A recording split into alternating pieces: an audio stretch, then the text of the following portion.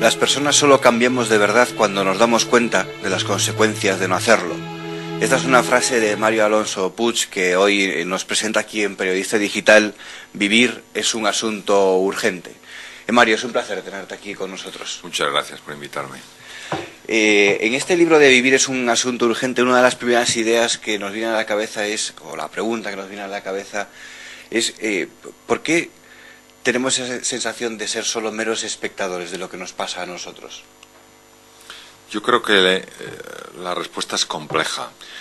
Por una parte, hemos perdido una conexión importante con nuestra verdadera esencia. Y cuando hablo de esencia, hablo de talentos, de posibilidades, de fortalezas y de recursos excepcionales.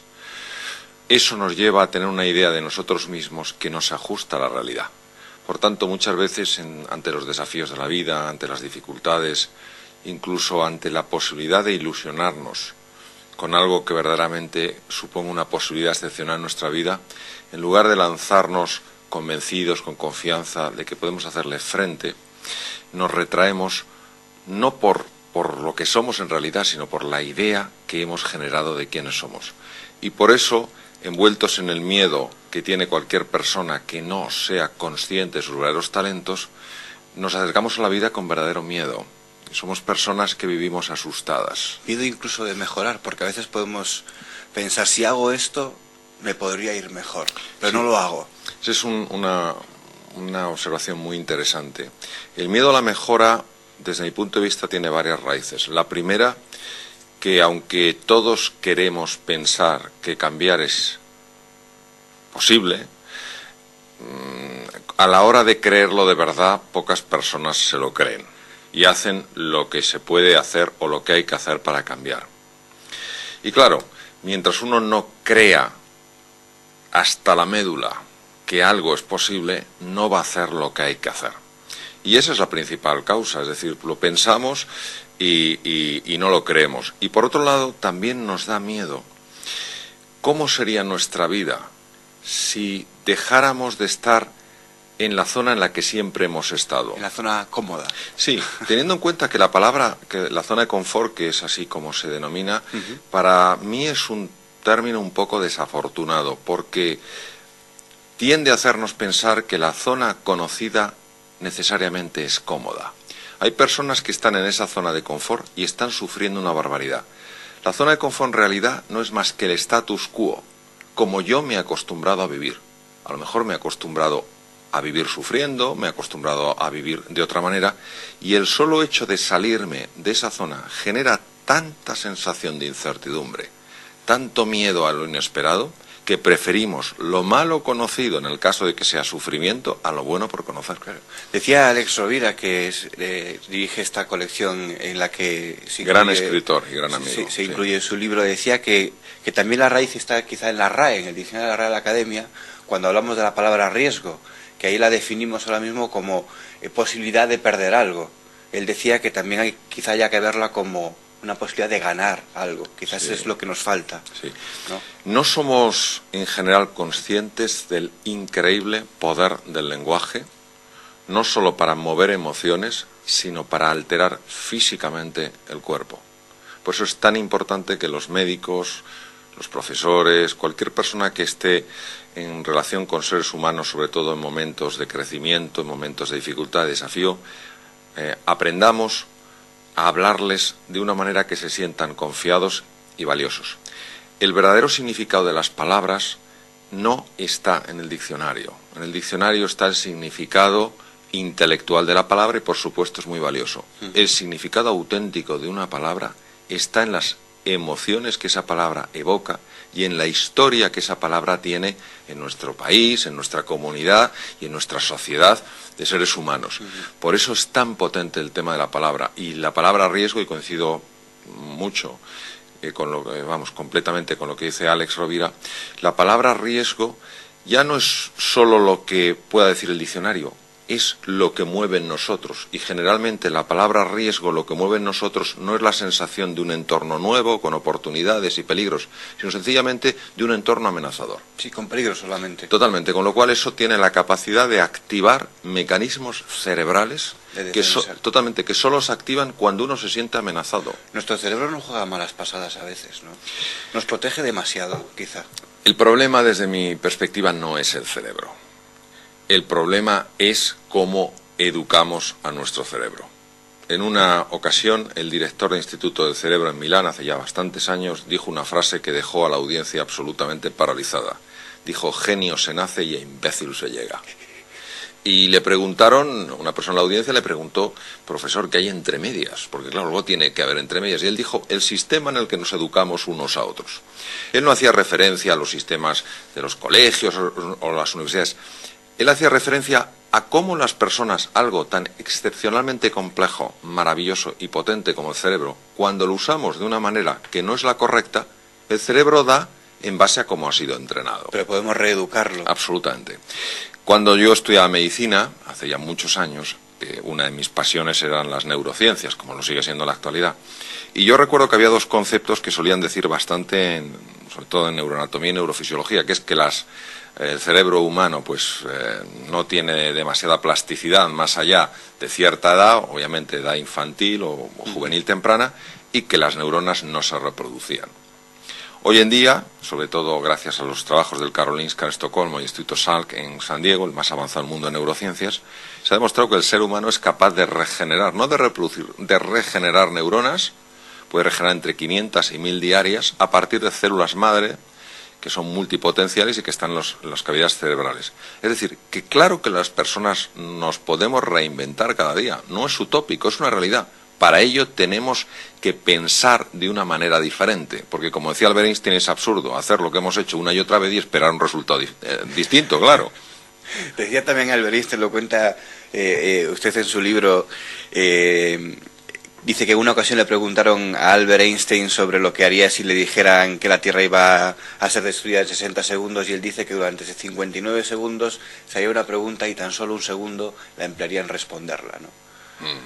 Eso es así, la contestación fue esa, y posiblemente desde la perspectiva habitual uno diría, bueno, qué tontería dice Einstein, lo que hay que hacer es ponerse a resolver el problema inmediatamente. Yo creo que Einstein era muy consciente de algo que se nos olvida, y que es la base de una metodología actualmente muy conocida, que se llama el coaching, y es que si queremos obtener distintas respuestas hay que hacer distintas preguntas. Y si no, tendremos las mismas respuestas, claro, de siempre. Decía, si siempre hacemos lo mismo, siempre pasa lo mismo. Claro, entonces es el valor de la pregunta, es decir, hacernos preguntas que normalmente no nos hemos hecho. Y bueno, usted como médico cirujano dice que las enfermedades, una parte de las razones por las que enfermamos es porque no somos capaces de gestionar muy bien nuestras emociones, y que incluso dolencias como el Alzheimer podían ser un poco controladas o restadas si fuéramos capaces de controlar estas cosas. Estamos casi en los comienzos, aunque es una ciencia que lleva ya bastantes años, casi en los comienzos de comprender con verdadera hondura la relación entre las emociones, los procesos mentales y el cuerpo. Por ejemplo, una cosa que sí que parece que tiene sentido es que personas que escriben un diario, que reflejan sus emociones, que tienen personas con las que hablar, parece que tienen menos vulnerabilidad al agresor o a los agresores que causen el Alzheimer. Y desde luego sí que se ha demostrado de forma repetida que cuando una persona fundamentalmente en su día a día tiene una emocionalidad positiva, un fragmento de ilusión, de serenidad, de confianza, y eso, bueno, lo cuida, lo mima durante el día, la capacidad de su sistema de defensa, llamado sistema inmunitario, para hacer frente a bacterias, virus y tumores es sustancialmente mejor que cuando una persona se deja llevar de forma prolongada por la ira, por la desesperanza, el desaliento, la tristeza.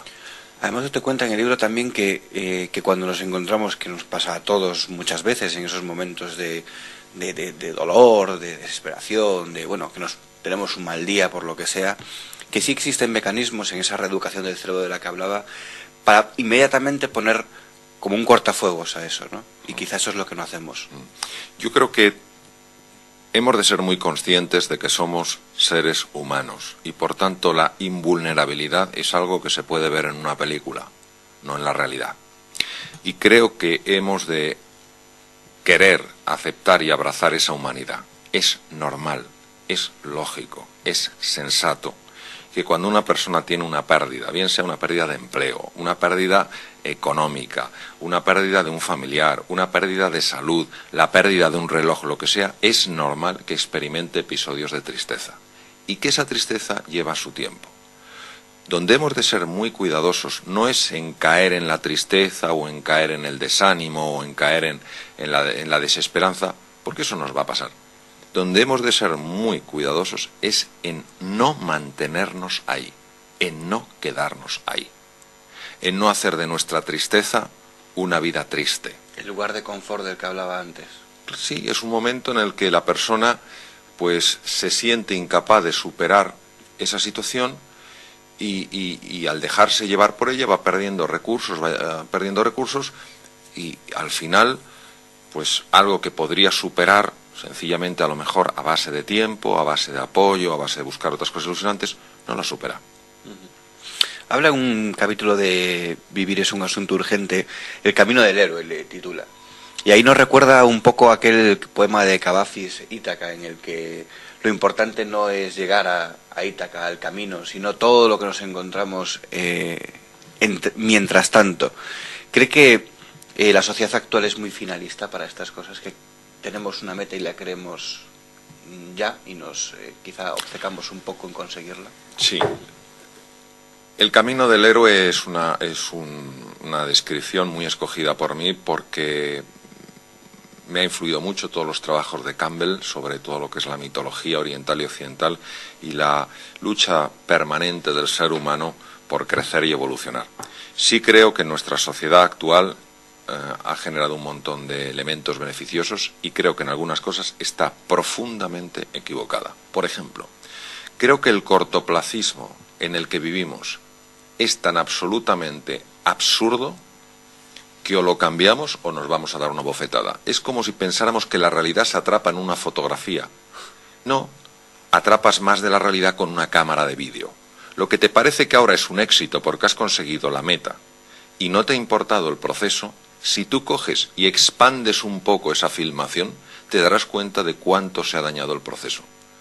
No paro de oír a personas en las organizaciones quejarse y sufrir por el cortoplacismo.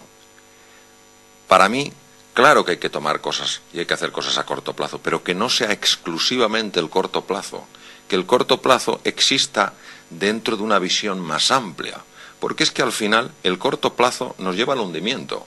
Y por supuesto estamos tan enfocados en el objetivo que no es que nos enfoquemos ya en el objetivo, es que si no conseguimos el objetivo, no importa lo que hayamos crecido como personas, los caminos nuevos que hayamos descubierto, el aprendizaje que hayamos tenido, que da la sensación como que nada hubiera servido de todo lo que hemos hecho. Pero es que parece ser que nos obligan a eso, o nos obligamos nosotros mismos, tal y como hemos desarrollado nuestra sociedad, desde el colegio, el ir curso a curso superando, luego los exámenes de selectividad, la universidad, en el trabajo usted tiene que hacer esto para este día, ¿no? Bien. Quizá... yo aquí pues voy a decir una cosa que posiblemente no sea en un sentido muy amplio, voy a decir políticamente correcto, no en el sentido político, sino pues que a las personas les pueda llamar la atención. Yo creo que a base de culpar a las instituciones, a las personas, a lo que tenían que haber hecho y no hicieron, a lo que no tendrían que haber hecho e hicieron, lo único que hacemos es acumular razones, acumulamos justificaciones, lo que no conseguimos son resultados. Todos somos causa y efecto de lo que sucede. Por supuesto que hay personas cuyas actuaciones nos han dañado, y ojalá las corrijan. Pero nosotros, sin darnos cuenta, influimos mucho más en el entorno.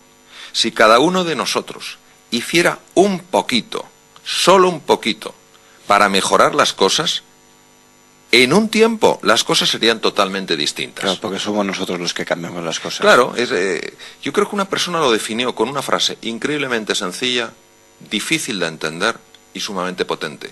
Fue Mahatma Gandhi. Dijo, sé tú el cambio que quieres ver en el mundo. Empieza por ti. Eso es lo más difícil. Nos pasamos la vida intentando arreglar a los demás, porque esta persona no es como tendría que ser. Este no es... ¿Y en uno? ¿Qué es lo que uno podría cambiar que no está cambiando? Mario, te queremos pedir para terminar, además es que nos viene perfecto para esto último que estamos hablando, que nos regalaras un fragmento de tu libro leído. Nosotros hemos escogido este, espero que te guste. Está ahí la marca y para que nos lo puedas compartir con nosotros. Fenomenal. Demos un paso adelante, aunque sea muy pequeño. Hagamos algo, una llamada. Tomemos una pequeña decisión, aunque no sea perfecta. El distrés nos paraliza o nos invita a huir. Por eso es tan importante moverse, hacer algo, dar un paso adelante.